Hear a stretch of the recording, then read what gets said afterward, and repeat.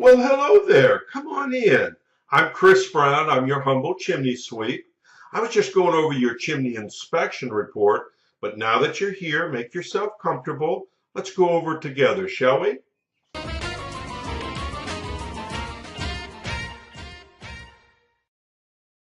Okay, now let's take a look at the inspection report and see how it reads out. This is a generic report. This is exactly what you will get, only your information obviously will be filled into all these blanks. The upper right-hand corner of the report is the legend. Each one of these initials pertain to something. A is consistent with the age of the chimney. B, see comments below. C, repairs needed. D, need further evaluation. Or E, not applicable. And they're placed into the boxes next to the parts of the chimney that can be easily identified in this diagram.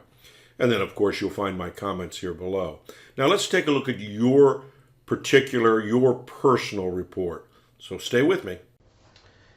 Hey Ashley, it was great to see you and meet with your client out at the house today. Hey, what a beautiful house, great location too, by the way.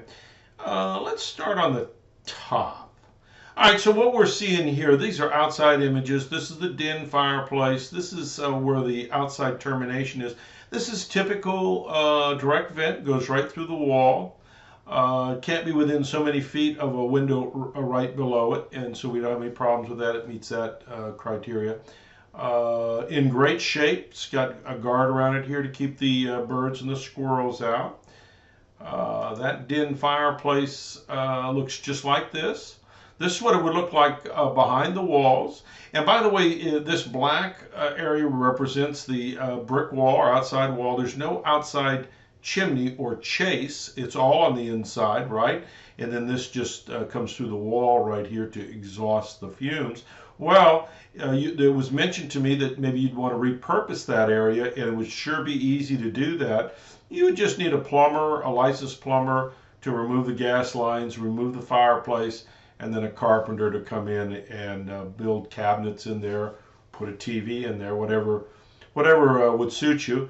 However, this fireplace is working well. You can see, I've got it going here. We had to manipulate it a little bit to get her going because we don't have the handheld part of the remote. So everything else is working underneath here. So anyway, if we find that, or we can go to Hearth and Patio and get one at that location. If we look underneath here, these are the controls down here. So you could use it manually if you needed to, but having the remote would be a lot easier. If we shift over into the den fireplace, or living room fireplace rather, it's an open wood burner.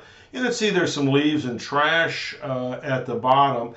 The reason for that is this damper right here was left open. This is called a top ceiling damper.